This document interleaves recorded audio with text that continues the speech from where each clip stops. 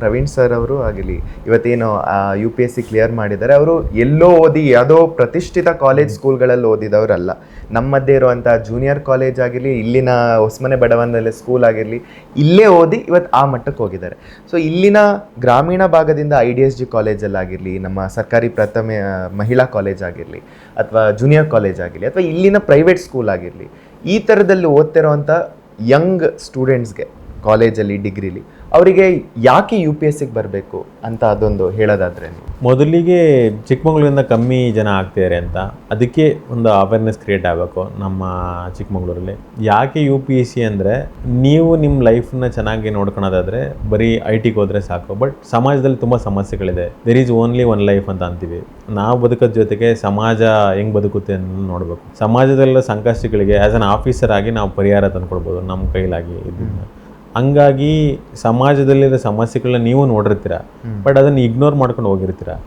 ಹಾಗಾಗಿ ಸಮಾಜ ಬದಲಾಗಬೇಕು ಅಂದರೆ ನೀವು ಆಫೀಸರ್ ಆಗಿ ಸಮಾಜದ ಸಮಸ್ಯೆಗಳಿಗೆ ಸ್ಪಂದಿಸಿದಾಗ ಒಂದು ಹೆಲ್ತಿ ಸೊಸೈಟಿ ನೀವು ಕ್ರಿಯೇಟ್ ಮಾಡ್ಬೋದು. ಹಂಗಾಗಿ ಸಮಾಜದಲ್ಲಿರುವ ಸಮಸ್ಯೆಗಳಿಗೆ ನೀವೊಂದು ಧ್ವನಿಯಾಗಿ ನೀವು ಪರಿಹಾರ ತಂದುಕೊಡ್ಬೋದು. ಹಂಗಾಗಿ ಎಷ್ಟೋ ಜನ ಟ್ಯಾಲೆಂಟೆಡ್ ಯೂತ್ಸ್ ಇದ್ದಾರೆ ಚಿಕ್ಕಮಗಳೂರಲ್ಲಿ. ನಾನು ಹೇಳೋದು UPSC ಅನ್ನೋದನ್ನು ಟ್ರೈ ಮಾಡಿ. ನೀವು ಆಫೀಸರ್ಗಳಾಗಿ ಈಗ ನಾವೇ ಚಿಕ್ಕಮಗಳೂರು ನೋಡಿದ್ರೆ ಮಲೆನಾಡು ಪ್ರದೇಶ ಇದೆ ಮತ್ತು ಬಯಲುಸೀಮೆ ಇದೆ. ಅಲ್ಲಿ ಎಂಪ್ಲಾಯ್ಮೆಂಟ್ ಅನ್ನೋದೇ ಸಮಸ್ಯೆ. ಒಂದು ಟೆರೆನ್ ಡಿಫಿಕಲ್ಟಿಯಿಂದ ಇಲ್ಲಿ ಇಂಡಸ್ಟ್ರಿಯಲೈಸೇಷನ್ ಆಗ್ತಿಲ್ಲ, ಮತ್ತು ಅಗ್ರಿಕಲ್ಚರು ಡ್ರೈ ಲ್ಯಾಂಡ್ರಿಂದ ಕಮರ್ಷಿಯಲ್ ಕ್ರಾಪಿಂಗು ಆಗ್ತಿಲ್ಲ. ಹಂಗಾಗಿ ಎಷ್ಟೋ ಮೈಗ್ರೇಷನ್ ಆಗ್ತಿದೆ. ಚಿಕ್ಕಮಗಳೂರಿಂದ ಬೆಂಗಳೂರಿಗೆ ಮೈಗ್ರೇಷನ್ ಆಗ್ತಿದೆ, ಲೇಬರ್ ಕ್ಲಾಸ್ ಆಗಿರ್ಬೋದು. ಹಂಗಾಗಿ ಚಿಕ್ಕಮಗಳೂರಿನ ಜನಸಂಖ್ಯೆನೂ ಕಮ್ಮಿ ಆಗ್ತಾಯಿದೆ. ಅದೇನು ಆಫೀಸರ್ ಆಗಿ ನೀವೇ ಈ ಊರಿನ ಸಮಸ್ಯೆಗಳು ನೋಡಿದಾಗ ಎಂಪ್ಲಾಯ್ಮೆಂಟ್ ಜನ್ರೇಟ್ ಮಾಡಬೇಕು.